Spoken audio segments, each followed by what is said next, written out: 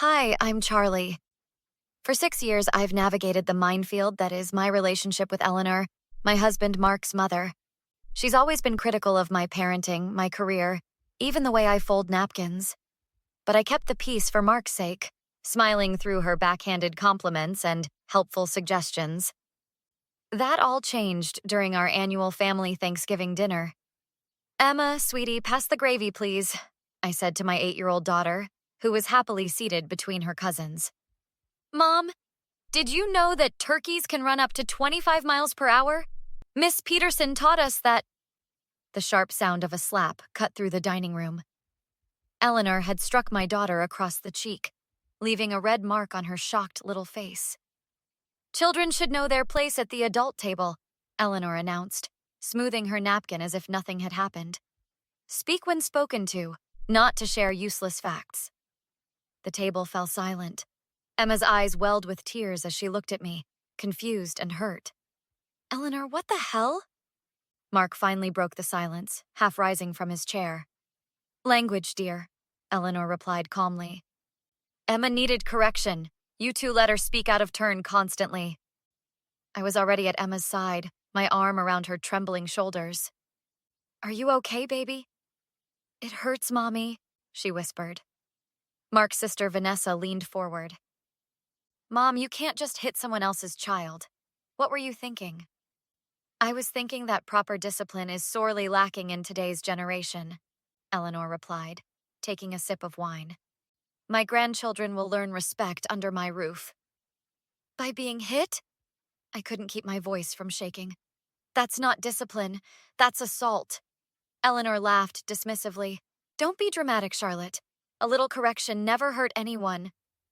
Her name is Charlie, Mark said, standing fully now. And you just hurt our daughter. We're leaving, I announced, helping Emma from her chair. Don't be ridiculous, Eleanor scoffed. It's Thanksgiving dinner. Mark's brother Tom cleared his throat. I actually got it on video. I was recording Emma telling her turkey fact to show Sarah later. He held up his phone, looking uncomfortable.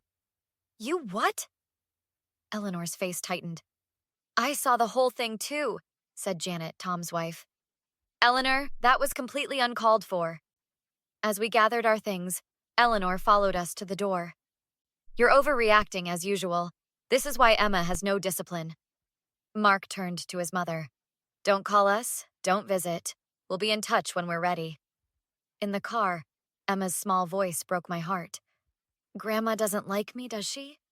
Sweetie, this isn't about you, I assured her, turning to face her in the back seat. Grandma made a terrible mistake.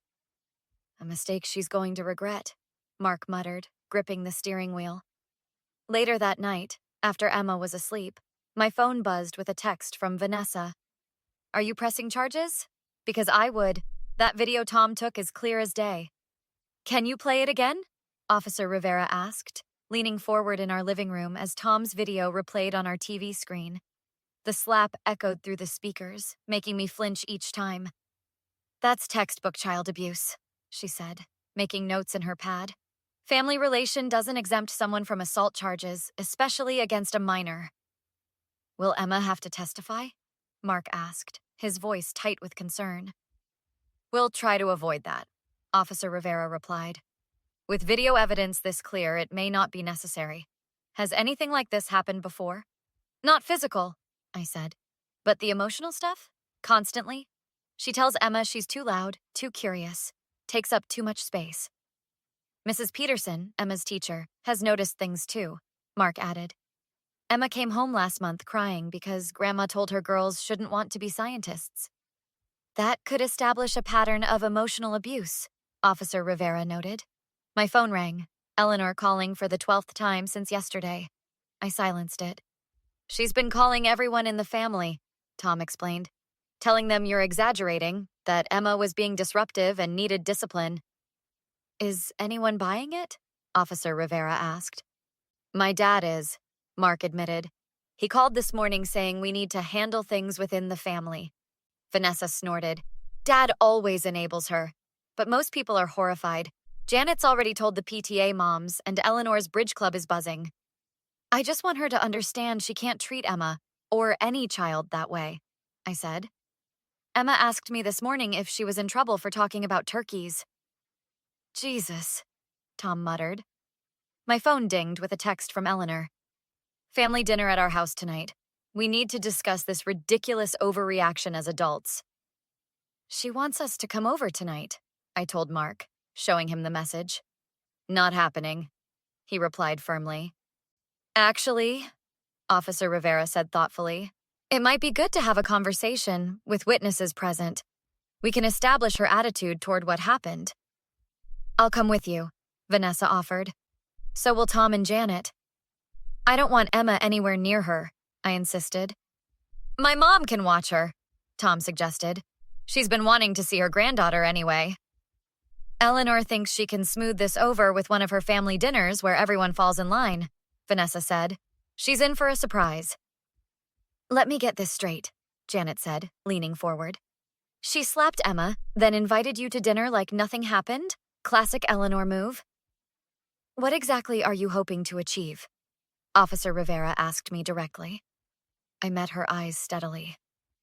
I want her to face real consequences. I want her to never touch my daughter, or anyone else's child, ever again. And I want Emma to see that no one has the right to hurt her. Not even family. Good. Officer Rivera nodded. That's exactly the right approach. You brought a police officer to family dinner?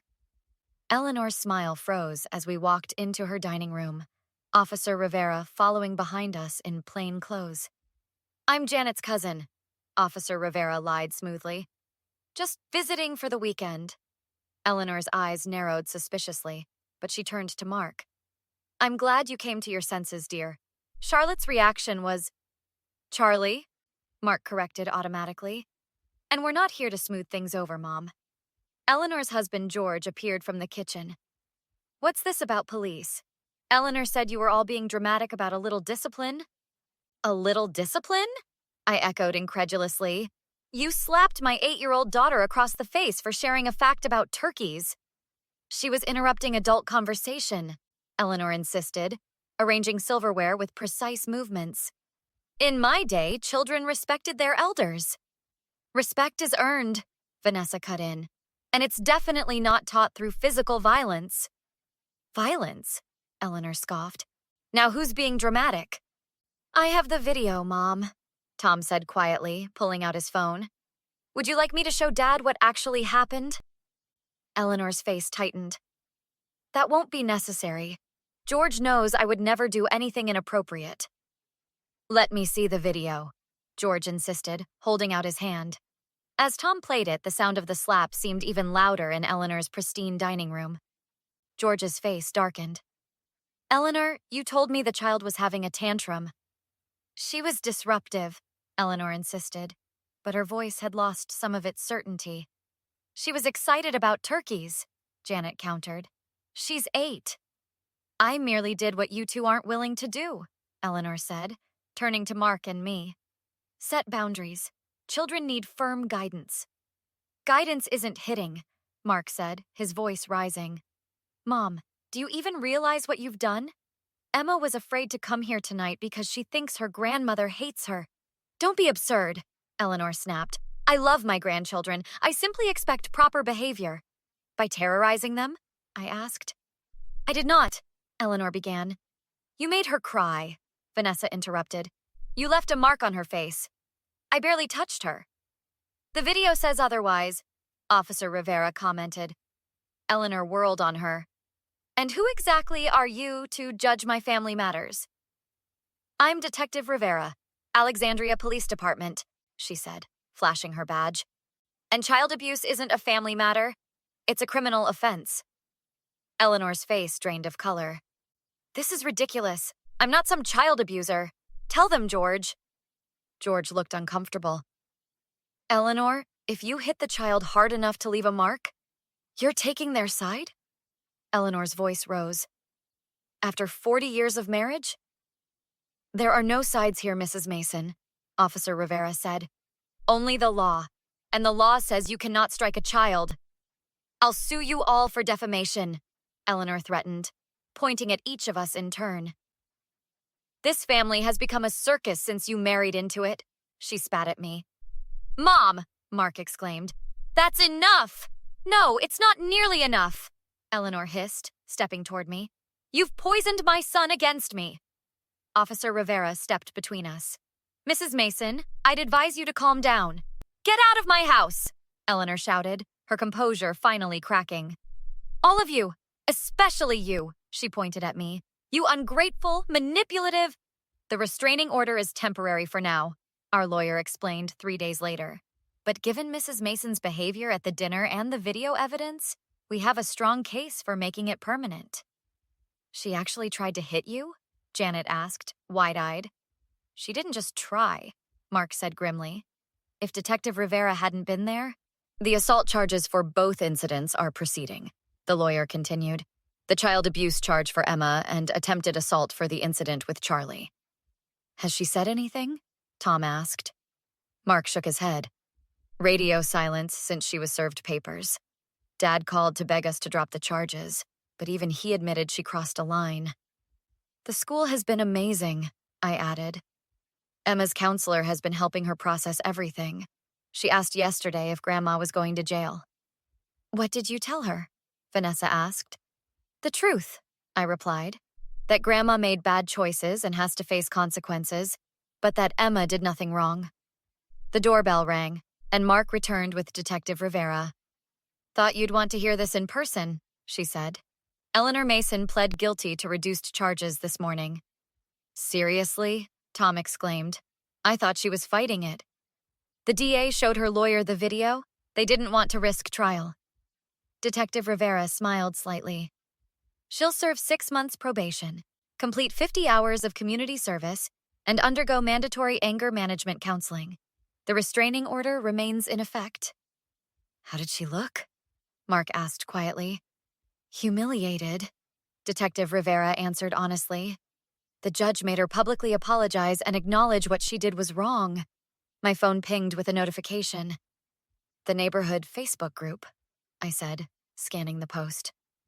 Someone was at the courthouse and shared the whole thing. It's already got 50 comments. Eleanor's reputation was everything to her, Janet murmured. She lost more than that, Mark said. She lost her granddaughter, her son, and her standing in the community. A small voice came from the hallway. Mom? Is the police lady here about Grandma again? I beckoned Emma over. Yes, honey. Detective Rivera came to tell us that Grandma has to take special classes to learn not to hurt people, and she can't come near us anymore. Emma considered this. Good. I don't want to see her again. She's mean. You don't have to see her, Mark assured her. Ever. Later, after everyone had gone, Mark and I sat on the porch swing. Do you think we did the right thing? He asked quietly. Protecting our daughter? Absolutely, I replied without hesitation. Emma learned something powerful from this, that she deserves respect and that no one has the right to hurt her. Even family, Mark added. Especially family, I corrected. Your mom had multiple chances to apologize, to recognize what she did was wrong. Instead, she doubled down and then tried to assault me too. I keep thinking about all the times growing up when she was disciplining us, Mark admitted. I never questioned it until now. Sometimes it takes seeing someone hurt your child to recognize abuse for what it is, I said gently. But you stood up for Emma when it mattered most. We heard Emma's laughter floating through the open window as she played with her cousins inside. Mark squeezed my hand. She's going to be okay, isn't she? He asked. More than okay, I assured him. She's going to grow up knowing her parents will always protect her, no matter what. That's the greatest gift we can give her. What would you do if a family member crossed the line with your child? Would you have taken legal action like Charlie did, or handled things differently? Share your thoughts in the comments.